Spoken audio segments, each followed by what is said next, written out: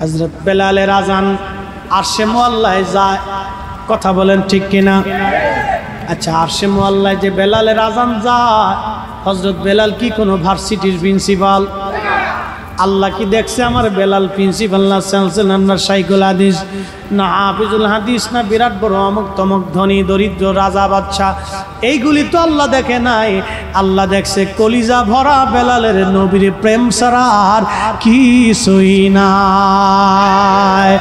হযরত বেলাল প্রিয় নবীজির ইন্তেকাল হয়ে গেল, অনেক লম্বা ওয়াজ। ইন্তেকাল মুবারক হয়ে যাওয়ার পরে প্রত্যেক সময় আজান দিতে, আজান দিলেই নবী নামাজে আসতেন। নবীজির সুন্দর চেহারা দেখে বেলাল পাগল পাড়া হয়ে থাকতেন। ক্ষুধা যন্ত্রণাগুলি বেলাল নবীজির চেহারা মোবারক দেখলে ভুলে যাইতে। ও মুসলমানেরা, নবীর দরবারে একজন সাহাবী নিগ্র কালো, চেহারা নাই, টাকা নাই, পয়সা নাই, দরিদ্রতা, লেখাপড়া নাই, কিন্তু নবী তারে ভালোবাসে। লেখাপড়া নাই কিন্তু নবী তারে ভালোবাসে। কেন ভালোবাসে? কলিজাটা ভরা ছিল নবীর প্রেম, নবীর প্রেম। হযরত বেলাল পাগল পড়া হয়ে গেল, নবী নাই, সহ্য করতে পারেন না বেলাল। ছোট্ট একটা গাঠুরি বেঁধে নিয়ে বেলাল আসছে, হুজুর বিদায় দেন, আর কোনোদিন মদিনাতে দেখা হবে না। হযরত আবু বকরকে বলেন, আবু বকর বিদায় দেও গো, কোনোদিন আর মদিনায় দেখা হবে না। কেন রে বেলাল, কিসের জন্য বিদায় চাও? কেউ কি তোমাকে গালমন্দ করেছে? কিসের অভাব তোমার বলো? বেলাল রে, যদি বলো বাইতুল মাল থেকে বেতন ধার্য করে দিব। বেলাল বললেন, হুজুর ওগো আমিরুল মুমিনিন, বেতনের জন্যে না, টাকার জন্যে না, ক্ষুধার অভাবের জন্য না। হুজুর আমার একটা অভাব আছে, আপনি কি পূরণ করে দিতে পারবেন? বলো রে বেলাল, কিসের অভাব? বলে, হুজুর আমি আগে আজান দিলে নবীজি নামাজে আসতো, এখন আজান দিলে নবী নামাজে আসে না। আমিরুল মুমিনিন বলেন গো, আমি আজান দিলে কি নবী নামাজ আনতে পারবে? কঠিন প্রশ্নে হযরত আবু বকর দিশেহারা হয়ে বললেন, রে বেলাল তুই কি নবীরে ভালোবাসিস? আমি আবু বকর কি নবী ভালোবাসি না? আমি আবু বকর তো ভালোবেসে বেশি সব কিছু আমি শেষ করে ফেলেছি। হযরত আবু বকরকে বেলাল ডাক দিয়ে বলেন, হুজুর আপনিও নবীকে ভালোবাসেন, আমিও নবীকে ভালোবাসি। হুজুর আপনিও ভালোবাসেন, আমিও ভালোবাসি। আপনি নবীজির রওজা শরীফ দেখলে সহ্য করতে পারেন, কিন্তু আমি যখন রওজা শরীফের দিকে তাকাই আমার কলিজা ফেটে ফেটে আসে, কলিজা চিরে চিরে যায়। হুজুর আমি সহ্য করতে পারি না। আপনি যদি কোনোদিন মদিনাতে যান, মদিনায় যাওয়ার পরে মদিনার রওজার পাশে অদূরে দাঁড়ায় দাঁড়ায় দেখবেন হাজিদের ভিতরেই তফাৎ দেখা যায়। কিছু হাজি আছে রওজা শরীফের ওইখানে গেলে সহ্য করতে পারে না, ডুকরিয়ে ডুকরিয়ে কেঁদে কেঁদে কাঁপতে কাঁপতে কাঁপতে থাকে। আল্লাহর হাবিবের বরগাহে জীবনে গেছে, কোনো হাজি দেখবেন সালাম দিয়ে চলে যায়, কিছু মনেই হয় না, তার হৃদয় অনুভূতি হয় না। হযরতে আশিক রাসূল যারা নবীজি রওজা শরীফ দেখার সঙ্গে সঙ্গে কলিজার ভিতরে দোলা দিতে থাকে। শুধু দোলা না, যখন সৌদি আরবের ভিসা হয়ে যায়, ভিসা হয়ে গেলে কিছু আশিক আছে দেখবেন শুধু মন মদিনায় পড়ে থাকে, কখন মদিনায় যাবে, কখন মদিনায় যাবে, কখন মদিনায় যাবে। হৃদয়ে দুলা দিতে থাকে মদিনায় কখন যাবে। সবুজ মিনারা যখন দেখতে পায় আশিক রাসূলের চোখ বেয়ে বেয়ে পানি পড়তে থাকে, পানি পানি পানি। এটা নবীর ইশকের কারণে, ভালোবাসার জন্য হয়ে থাকে। কথা বলেন ঠিক কিনা? আমি জানি আপনাদের কষ্ট হচ্ছে, এই বৃষ্টিতে ভিজে ভিজে আপনারা ওয়াজ শুনতেছেন।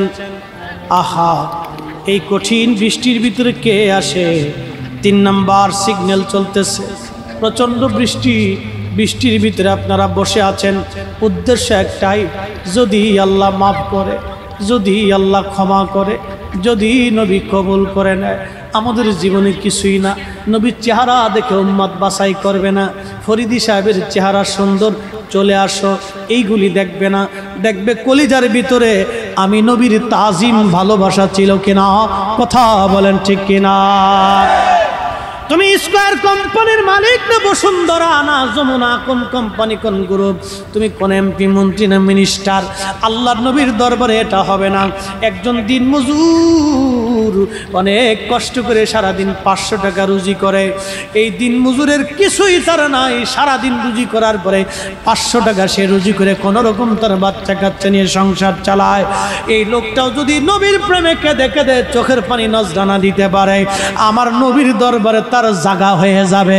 কোটিপতির জায়গা হবে না, সাইকুল হাদিসেরও জায়গা হবে না, মুফতি বক্তা তক্তার জায়গা হবে না, যদি অন্তরে দুশ্মনী থাকে। কথা বলে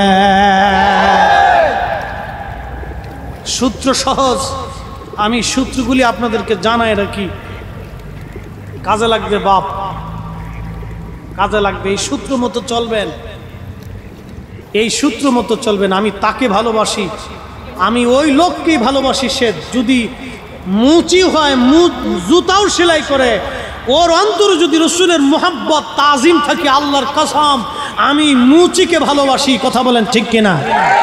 আমি মুচিকে ভালোবাসি, ও আমার প্রাণের বন্ধু, ও আমার কলিজার বন্ধু, ওকে আমি ভালোবাসি। সুদা হিসাব, বাকি ঝুঁকি নেই এখানে। যদি এই হিসাব আপনার জীবনে আসে তো কায়েম হতে পারবেন। আর যদি মনে করেন ওরে সর্বনাশ, কত বড় হুজুর বলেছে, কত বড় হুজুর দিয়ে বেহেশত হবে না। হুজুর দিয়া নবী চিনবেন না, নবী দিয়া হুজুর চিনবেন। যেই হুজুরের জবানে এলেমে, যেই হুজুরের জবানে এলেমে রসুলের তাজিম মোহাব্বত তাকরিমের কথা চলবে, ওই হুজুর ভালোবাসি। যেই হুজুরের জবান থেকে রসুলের ইজ্জতের খেলাফ কথা আসবে, ওই হুজুরের দিকে তাকানোর টাইম আমাদের নাই। কথা খারাপ বলছি বাজান? একবারে ক্লিয়ার কাট সব কথা। এই আমার মুরব্বী আব্বারা এই সূত্রে সারা জীবন চলছে। আমাদের দেশের যুবকরা মাঝে মাঝে দোটান মারে, বলে শায়েক বলেছে। তোমার এই শায়েক, কোটি শায়েক এক পাল্লায় দিবার, বেলালের জুতার ধুলার এক পাল্লায় দেবা। তোমার এই কোটি শায়েক এক পাল্লায় দিবা, হযরত বেলালের জুতার ধুলা ধুলা ধুলা আর এক পাল্লায় দেবা। বেলালের জুতা মুবারকের ধুলার ওজনের সমান হবে না। বুঝে কবর যাইতে হবে, বুঝে কবর যাইতে হবে। আর সাহাবী জান্নাতি, হুজুর সাহাবীর ইজ্জত এত দাম ছিল, আশিক রাসূল। নবী কতটা ভালোবাসে দেখে। বেলাল চলে গেলেন সিরিয়াতে, বহুদিন পরে নবীজি স্বপ্ন দেখাচ্ছে, কিরে বেলাল, ও বেলাল, বেলাল রে, তুমি আমার সঙ্গে কেন জুলুম শুরু করছো বেলাল? ও বেলাল, কেন রে তুমি আমার জিয়ারতে আসো না? কতদিন হলো বেলাল তোমার কণ্ঠের আজান শুনি না। নবীজি বেলাল রে স্বপ্ন দেখে, বেলাল আয় আয় আয়, আমি তোমার কণ্ঠের আজান শুনতে চাই রে বেলাল, আয় আয়, কতদিন হলো তোমার কণ্ঠের আজান শুনি না। চেহারা দেখে না রে, সম্পদ দেখে না, এলেম দেখে না, শিক্ষা দীক্ষা দেখে না রে। নবীজি ডাকতেছে বেলালা, ইশকে রাসূল, ইশকে রাসূল, ইশকে রাসূল, ইশকে রাসূল। হযরত বেলাল সহ্য করতে পারেন নাই, সুদূর মদিনার থেকে, সিরিয়ার থেকে দৌড় মারছে, দৌড়ায় দৌড়ায় পাগল, পাগলের বেশে বেলাল দৌড়ে আসছে। নবী ডাকছে, নবী ডাকছে, দৌড়ায়া হযরত বেলাল মদিনাতে আসছে।